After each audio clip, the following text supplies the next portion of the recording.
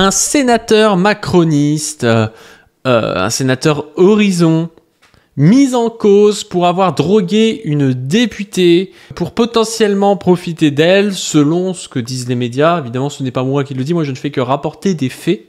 Hein. Son chat serait au milieu de cette affaire. Alors je vais vous expliquer tout ça.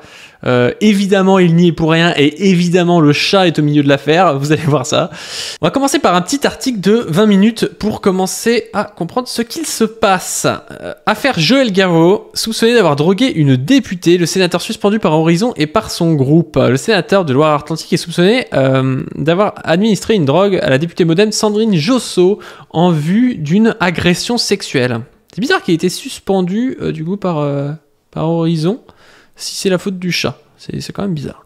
Le bureau politique d'Horizon a décidé ce samedi de suspendre immédiatement le sénateur Joël Garreau, soupçonné d'avoir drogué à son insu une députée en vue de l'agresser sexuellement, a appris l'AFP auprès du parti.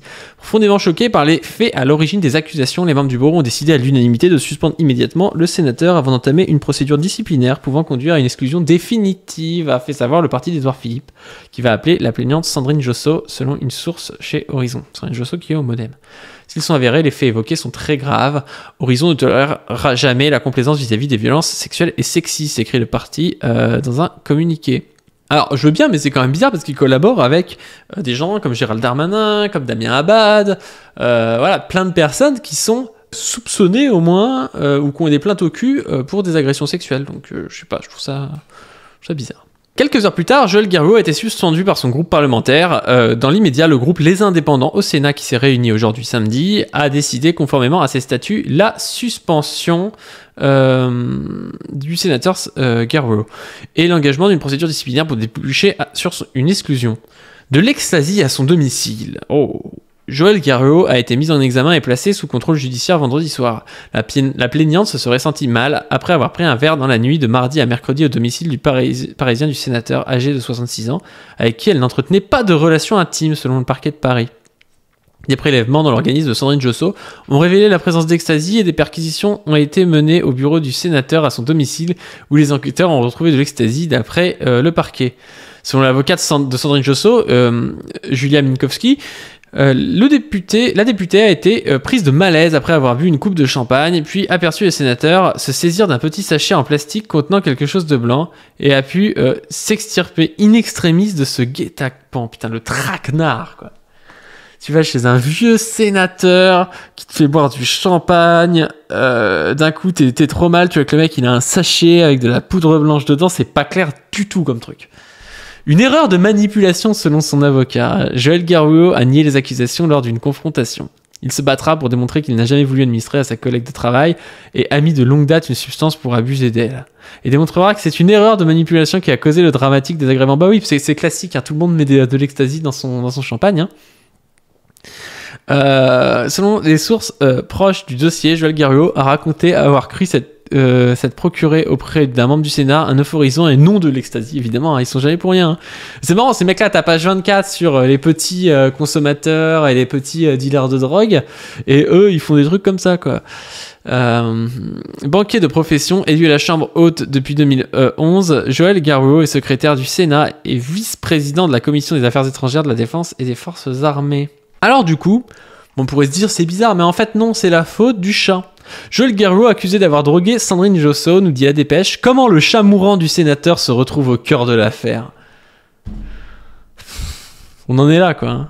Le sénateur, accusé d'avoir drogué la députée en vue d'un rapport sexuel, des faits que son avocat réfute, évoque une substance euphorisante que l'homme politique souhaitait consommer pour traverser une période difficile. Pour Rémi-Pierre Drey, Joël Garreau n'a jamais eu l'intention d'administrer la drogue à Sandrine Josso. Des examens sanguins ont pourtant révélé la présence d'ecstasy dans l'organisme de la députée après sa visite chez son collègue. Pour lui, il s'agit d'un accident. Il n'a jamais voulu administrer à son ami, machin truc, ça on l'a déjà lu. Ce sont ensuite plusieurs drames personnels qui auraient poussé Joël Guerriau à ressortir le sachet de drogue, la visite d'un ami malade du cancer et la mort du chat qu'il avait depuis 20 ans. Des événements très mal vécus par le sénateur qui aurait versé le contenu du sachet dans un verre de champagne sans le boire. C'est ce verre que Sandrine Josso aurait bu le lendemain. Ah bah oui, ça arrive à tout le monde ça. Ça souvent les gens ils prennent de l'ecstasy, ils le mettent dans des coupes de champagne. Déjà c'est quand même très très commun. Et puis après, malheureusement, ils servent des verres de champagne sur de la poudre sans s'en rendre compte à des collègues. Quoi. C'est vraiment classique. C'est vraiment quelque chose qui explique tout. Je n'ai aucun doute sur le fait que ce soit vrai. Une erreur de manipulation. Selon lui, il n'y a ni guet-apens ni volonté de la droguer. Juste une erreur de manipulation d'un homme qui n'est absolument pas un prédateur sexuel. Joël Guerriau a été mis en examen vendredi soir pour l'administration à l'insu de Sandrine Josso d'une substance de nature à altérer son discernement et le contrôle de ses actes afin de commettre un viol ou une agression sexuelle et détention et usage de substances classées comme stupéfiants. Il a été suspendu de son parti et de son groupe parlementaire Les Indépendants, République et Territoire. C'est vraiment pas de chance, hein. Soutien à lui qui est victime d'une erreur judiciaire. Le journaliste qui coupe 3 fois Mathilde Viau pour l'empêcher de dérouler la liste des macronistes accusés de viol ou d'agression typique de BFM. Vous allez voir la séquence à mourir de rire. Il y a Mathilde Viau, cofondatrice de l'Observatoire des violences sexuelles en politique, qui arrive et qui dit oui mais bon c'est pas la première fois quand même cette histoire de violences sexuelles et tout. Il y en a plein dans la Macronie. Et vous allez voir le journaliste est en sueur et il la coupe tout le temps. Gérald Darmanin, accusé de viol. Nicolas Hulot, accusé de viol. Damien Abad, accusé de viol après administration de substances visant... Je me permets de préciser, parenthèse, qu'il y a eu des non-lieux dans certaines affaires. Oui, j'ai dit accusé, j'ai pas dit non, mais c'est important, mais voilà, mais je suis journaliste, absence de condamnation dans d'autres affaires. Oh, le gars, il bégaye, quoi. Il bégaye de fou. Ah, voilà, je vous laisse continuer. Couvrons-nous. Benoît Simion, accusé et condamné pour violence conjugale. Stéphane Trompi, accusé d'harcèlement sexuel. Yannick Horry, signale à la justice pour agression sexuelle sur une élue. Gilles Legendre, ancien président du groupe majoritaire, signale à la justice pour agression sexuelle. Olivier Duhamel, proche de Macron, présent à la rotonde le soir de la victoire et accusé de viol, non condamné pour fait prescrit. Chrysoula Zakharopoulou, accusé de viol. Pierre Cabaret, accusé d'harcèlement moral, d'harcèlement sexuel et d'agression sexuelle. Joël Guerriau, Horizon, on peut considérer que ça fait partie de l'univers de la Macronie. Éric Dupond-Moretti, qui est quand même le grand ordonnateur du sexisme dans les prétoires, qui a été suspendu après avoir touché son sexe devant une magistrate, que maintenant il décide de poursuivre pour des faits qui, a priori, sont assez... C'est vrai, cette histoire. Hein. Cette histoire est vraiment pas claire. Hein. Toucher son sexe devant une magistrate, quoi. Ouais, c'est quand même bizarre, hein. Il y a comme un truc, des vieux mecs de 60 ans qui ont du pouvoir et qui agressent sexuellement des meufs, quoi. On a l'impression que il y a presque un pattern, quoi. C'est peu avéré. Dominique Boutonnat, grand donateur de Macron, président du CNC, accusé de viol. Pour vous, c'est quelque chose qui se limite Attendez, je sais que c'est douloureux. Un bord politique, non, mais c'est important. Je sais que c'est douloureux et le gars, il coupe et tout. En vrai, elle est drôle, la meuf, elle dit je sais que c'est douloureux, le mec, il essaie de mettre fin au truc. Je sais que c'est douloureux. Marc Guillaume, accusé d'harcèlement sexuel. Laurent Bigorgne, proche d'Emmanuel Macron, condamné pour avoir tenté d'agresser une collaboratrice après administration de substances chimiques. Cette collaboratrice était en direct avec nous hier soir, à témoigner. Qu'est-ce que vous voulez démontrer parce que... Non.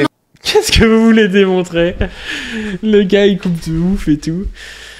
Ah, j'aime bien, moi, quand ils sont en sueur comme ça me fait marrer. Donc voilà, sûrement la faute du chat, hein. C'est sûrement c'est le premier coupable, je pense, de cette histoire et pas la faute de Joël Guerriau. Je vous invite à faire des dons sur le Tipeee, vous avez déjà commencé à en faire. Là, on voit un joli 502, 85 tipeurs. Ça fait plaisir et ça va permettre de faire des vidéos de plus en plus bonne qualité. On va pouvoir acheter des caméras, on va pouvoir essayer d'aller faire des interviews avec des gens, vous allez voir, ça va vous plaire.